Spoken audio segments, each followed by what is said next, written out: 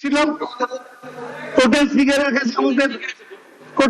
কাছে আমাদের নেতারা গিয়েছিলেন এবং জাতীয় সঙ্গীত যখন 1.5 মিনিটের মধ্যে শেষ হয়ে গেল, আমরা তখন ওয়াকআউট করেছি এই কারণের জন্য। আরো বলতেছি যে কথাটা, যে নির্বাচনকে আমরা বলি গণতন্ত্রের উৎসব, যে উৎসবে আপনারা স্লোগান দিয়ে বলেছিলেন ভয় নয় ভরসা, মাইক্রোফোন দিয়ে বলছি, ভয় নয় ভরসা বলছি, ভয় নয় ভরসা বলেছিলেন। আমরা আশ্বস্ত হয়েছিলাম যে নির্বাচনে জেতার পর ভয় থাকবে না, ভরসা থাকবে। কিন্তু আপনাদের দলের নেতা যিনি সভাপতি, তিনি কি বলেছেন?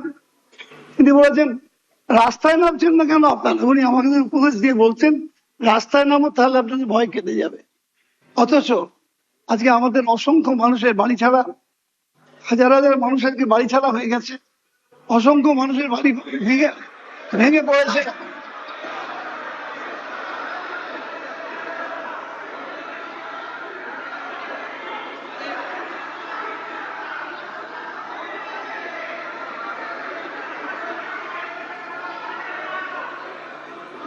মাননীয় সদস্যরা, আমি আপনাদের বলছি, আজকে অধ্যক্ষকে শুভেচ্ছা স্বাগত জানানোর প্রক্রিয়া, কিন্তু আজকে ওনারা এজেন্ডার বাইরে গিয়ে বলছেন, আপনারা শুনুন, বাধা দেবেন না, ঠিক যথাসময়ে উত্তর সরকার দিয়ে দেবেন।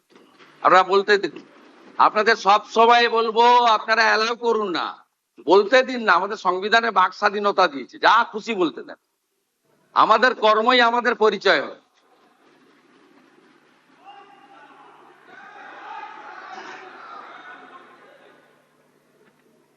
মুখ্যমন্ত্রীও এজেন্ডার বাইরেও অনেক কথা বললেন, আমরা শুনলাম। আবার তিনি দাঁড়িয়ে বললেন এজেন্ডার বাইরে বলার উচিত বলছেন। এটা একটু দ্বিচারিতা হয়ে যাচ্ছে বলে আমার মনে হচ্ছে। আমি জানি না, আমি দীর্ঘ সময় নিশ্চয়ই বলবো না, তবে এই কথা ঠিক। আজকে বলা হয়েছিল ভয় চলে যাবে, ভরসা আসবে। আজকে ভরসা নেই, কিন্তু ভয় 4 গুণ বেড়ে গেছে। বহু মানুষ ঘর ছাড়া হয়ে আছে। আজকে আমি মুখ্যমন্ত্রীর কাছে অনুরোধ করব এবং স্পিকারের মাধ্যমে সবাইকে কাছে অনুরোধ করব, যখন কথা দিয়েছিলেন ভয় নয় ভরসা, আজকে আপনারা সেই ব্যবস্থা করুন যাতে করে ভরসা ফিরে আসে, মানুষ তার নিজের বাড়িতে ফিরতে পারে। আজকে বহু মানুষকে আজকে যেভাবে এই গণতান্ত্রিক ব্যবস্থাকে বিভিন্ন পর্যায়ে এসআইআর থেকে শুরু করে কাউন্টিং পর্যন্ত যেভাবে গণতান্ত্রিক ব্যবস্থাকে ভেঙে ফেলে আমরা যেন মনে হচ্ছে কোথাও এক স্বৈরাচারের পদধ্বনি শুনতে পাচ্ছি। আমি চাই না আমাদের দেশ গণতান্ত্রিক দেশ, এই দেশে গণতন্ত্র ধ্বংস হবে, স্বৈরাচারী শাসন ব্যবস্থা কায়েম হবে। আজকে সেই স্বৈরাচারের পদধ্বনি আমরা পশ্চিমবাংলায় শুনতে পাচ্ছি।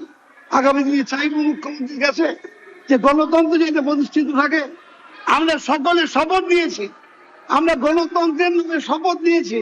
সেই গণতন্ত্রের নামে শপথ নিয়ে যদি এই রাজ্যে গণতন্ত্র ধ্বংস হয় এবং স্বৈরাচারের প্রতিষ্ঠিত হয়, তাহলে তার বিরোধিতা বাংলার মানুষ করতেই করবে। এই কথা বলে আমি আমার বক্তব্য শেষ করছি। ধন্যবাদ। স্পিকারকে আরেকবার ধন্যবাদ জানিয়ে আমার বক্তব্য শেষ করলাম। আমি বলি, হ্যাঁ বলুন। আমি শুনুন, আমি আপনার অন্য সব কথার কোনো মুহূর্তে উত্তর দেব না। প্রথমত, আপনি বলেছেন মুখ্যমন্ত্রীর কাছে, সরকারের কাছে আবেদন করেছেন ঘর ছাড়াদের বাড়িতে ঢোকাতে হবে। আমার তো ঘর ছাড়া কেউ আছে বলে জানা নেই। যদি যদি যদি যদি যদি কেউ ঘর ছাড়া থাকে, আপনি আপনি মাননীয় ডিজিপির কাছে তালিকা দেবেন, কিন্তু শর্ত একটাই, ওই ব্যক্তির বিরুদ্ধে 2021 সালে নির্বাচন পরবর্তী সন্ত্রাসের যে 12,500 এফআইআর হয়েছিল, তার কোনো অভিযোগ নেই। একদম পরিষ্কার শর্ত, যার জন্য জাস্টিস মঞ্জুরা চেল্লুর নেতৃত্বে কলকাতা হাইকোর্ট যে কমিটি করে দিয়েছিল, সিট তৈরি হয়েছিল, ভবানী ভবনে টেম্পোরারি অফিস হয়েছিল। আপনি তালিকা দেবেন, তার মধ্যে যদি সম্মানীয় রাজনৈতিক ব্যক্তিত্ব থাকে যাদের বিরুদ্ধে 2021-এর পোস্টপোল ভায়োলেন্সের অভিযোগ নেই, তাকে সসম্মানে এলাকার বিজেপির বিধায়ক এবং এসপি গিয়ে বাড়িতে ঢুকিয়ে দিয়ে আসবে। আর যদি 2021-এর পোস্টপোল ভায়োলেন্সের অভিযোগ থাকে, তাকে সরাসরি জেলে যেতে হবে।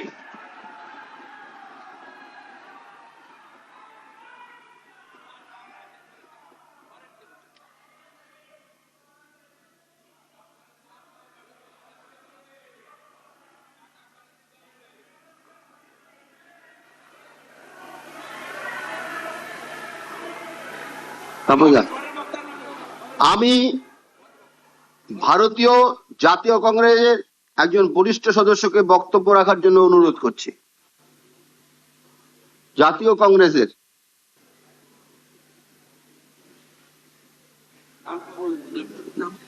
নাম কি আছে? নাম নেই। আপনি নামটা বলবেন একটু কাইন্ডলি। আমার নাম মতাব শেখ, ফারাক্কা 55। হ্যাঁ বলুন। আমি স্পিকার সাহেবকে শুভেচ্ছা জানাচ্ছি বলুন। এবং মুখ্যমন্ত্রী সাহেবকে শুভেচ্ছা জানাচ্ছি।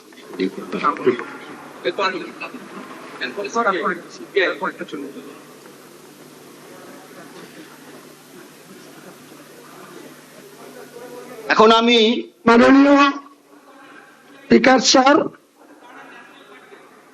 পরিবর্তনের যে সরকার পশ্চিম বাংলায় প্রতিষ্ঠিত হয়েছে মাননীয় মুখ্যমন্ত্রী শুভেন্দু অধিকারীর নেতৃত্বে, সেই সরকারকে আমি আন্তরিকভাবে শুভেচ্ছা জানাচ্ছি এবং গোটা হাউসের শাসক ব্রাঞ্চ এবং বিরোধী বেঞ্চের সম্মানীয় সদস্যদের যারা নিজ নিজ ক্ষেত্রে, বিধানসভা ক্ষেত্রে তারা নিজের স্বাধীনতা নিয়ে কাজ করতে পারে।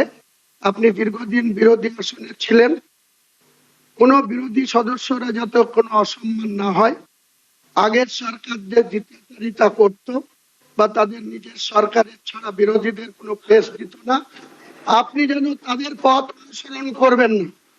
কাজেই আমরা আপনার কাছে এই আবেদন রাখছি যে গোটা বাংলার শান্তি, সম্প্রীতি, অখণ্ডতা এবং এক কথায় ল অ্যান্ড অর্ডার, এটা আপনি বিশেষ গুরুত্ব দেবেন। আমরা সবাই শান্তিতে এই পবিত্র আগস্ট হাউসে 18তম বিধানসভার সদস্য রূপে বিরোধী আসন থেকে নিশ্চয়ই গঠনমূলক বিরোধিতা আপনার করব, সমালোচনা করব, সেটা নিশ্চয়ই আমাদের ভুল না বুঝে আপনি আমাদের যথাযথ উত্তর দেবেন। সকলকে আমার নমস্কার এবং বিশেষ করে নতুন স্পিকার সাহেব, অনারেবল স্পিকারকে আমি আমার আন্তরিক ধন্যবাদ, অভিনন্দন জানিয়ে আমার বক্তব্য শেষ করছি। নমস্কার। ধন্যবাদ। আমি